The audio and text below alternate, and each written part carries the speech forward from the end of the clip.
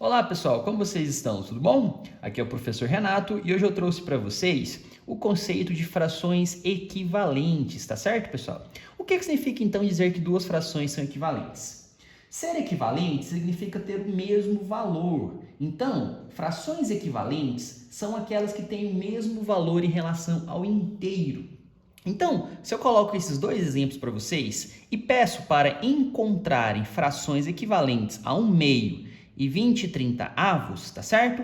Eu tenho uma metodologia muito simples para encontrar estas frações. Basta, então, multiplicar ou dividir tanto o numerador quanto o denominador por o mesmo número, tá certo, turminha?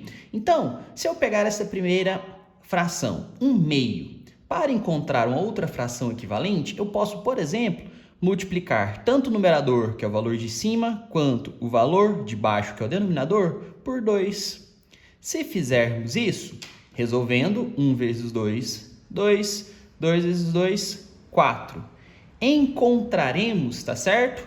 Uma primeira fração equivalente, 2/4. Mas, se novamente eu quiser pegar aquela fração, 1/2, tá certo? E multiplicar por 3, tanto no numerador quanto no denominador, eu vou achar agora a fração 3/6, que também será equivalente. Então, pessoal, a gente pode concluir disso que uma fração qualquer tem outras infinitas frações equivalentes. Neste primeiro caso, usamos a multiplicação.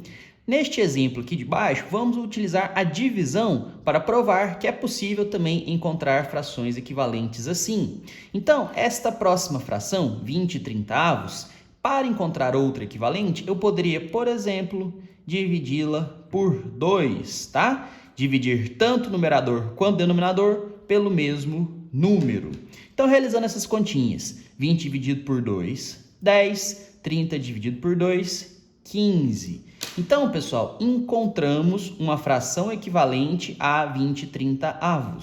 Mas reparem que, assim como no exercício anterior, aqui eu também posso alterar este valor. Se eu pego agora a fração 20/30 e divido tanto o numerador quanto o denominador pelo mesmo número, tá certo? Vou utilizar agora o 10.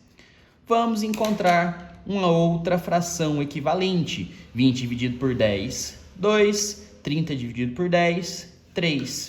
Mais uma vez, chegamos em outra fração equivalente. Então, pessoal, cada fração possui outras infinitas frações equivalentes. Basta relembrar, então, que eu preciso multiplicar ou dividir tanto numerador e denominador, tá certo? Sempre pelo mesmo número. Bom, turma, o próximo exercício, então, que eu trouxe para vocês, tá certo? Ele pede o seguinte: encontre 3 frações equivalentes para cada fração a seguir. Na letra A, então, temos a primeira fração 3/5. Como já dito, para encontrarmos frações equivalentes, basta multiplicarmos ou dividirmos numerador e denominador sempre pelo mesmo número. Então, eu quero encontrar outras 3 frações que são equivalentes a 3/5. Para realizar esse exercício, eu posso começar, então, pegando a fração 3/5 e multiplicando tanto o numerador quanto o denominador pelo mesmo número. Professor, eu posso escolher qualquer número? Posso. Neste caso, por exemplo, vou multiplicar por 2. 3 vezes 2, 6. 5 vezes 2, 10. Ou seja, temos a nossa primeira fração equivalente. Então, escrever 3/5 é o mesmo valor numérico que escrever 6/10, tá certo, turminha? Mas ainda eu preciso encontrar outras duas frações equivalentes. Eu posso agora retornar a nossa fração, então, 3/5 e multiplicar agora, por exemplo, por 3, tá? Lembrando que eu vou multiplicar sempre o numerador e o denominador pelo mesmo número. 3 vezes 3, 9. 5 vezes 3, 15. Então, mais uma vez, chegamos a uma nova fração equivalente. Para finalizar então este item, vou novamente pegar o 3/5 e multiplicar por outro valor, tanto em cima quanto embaixo. Vou multiplicar agora por 4, tá certo? 3 vezes 4, 12. 5 vezes 4, 20. Então, chegamos à nossa terceira fração equivalente. Ou seja, pessoal, todas estas frações aqui possuem exatamente o mesmo valor, tá certo? Ou seja, elas têm o mesmo valor em relação ao inteiro. Bom, pessoal, para o item B, então, eu tenho a fração 4/8, tá certo? Só que agora, pessoal, eu vou fazer para vocês utilizando a divisão também, tá certo? Então, posso pegar essa primeira fração aqui e vou dividi-la, tá? Tanto o numerador quanto o denominador pelo mesmo número. Agora eu vou pegar o 4, tá certo? Pois os dois valores são divisíveis por 4. 4 dividido por 4, 1. 8 dividido por 4, 2. Então, eu tenho a primeira fração equivalente, 1/2. Tá certo, minha? Vou continuar utilizando a divisão como método para encontrar as frações equivalentes. Só porque agora eu vou dividir tanto em cima quanto embaixo por 2, tá certo? 4 dividido por 2, 2. 8 dividido por 2, 4. Então, mais uma vez, cheguei a uma nova fração. Como agora não tem outros divisores de 4 e 8, tá certo? Eu posso alternar simplesmente para multiplicação. Então, eu pego a nossa fração e multiplico, por exemplo, agora, tanto em cima quanto embaixo, por 2. 4 vezes 2, 8. 8 vezes 2, 16. Então, eu chego na nossa terceira e última fração equivalente. O próximo exercício, pessoal, ele vem dizendo o seguinte: um retângulo foi dividido em 10 partes do mesmo tamanho. Pinte 4 partes dele. Então, essa primeira questão, pessoal, é bem simples, tá certo? Ele pegou um retângulo, dividiu em 10 partes iguais e pediu para a gente destacar 4 delas, tá certo? Então, eu vou destacar 4 partes deste nosso retângulo. O item que vai trabalhar com as frações, tá certo? É o item B, o qual pede o seguinte: indique qual fração representa a parte pintada no item A.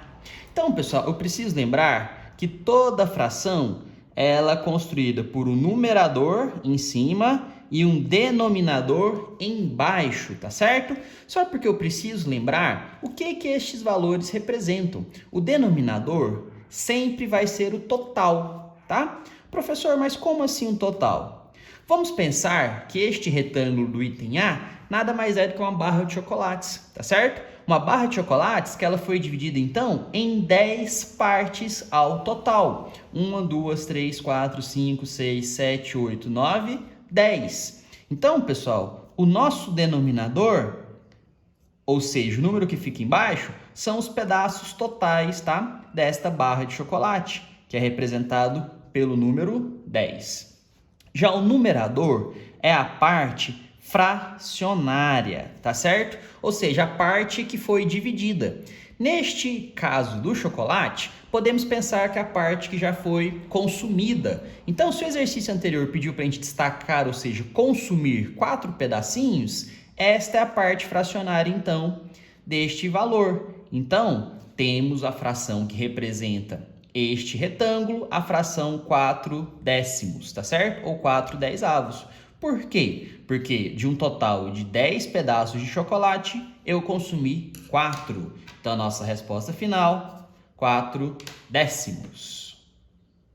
Para a gente finalizar a aula de hoje, então, pessoal, eu tenho o exercício número 3, que fala o seguinte: encontre o valor que falta em cada item, tá certo?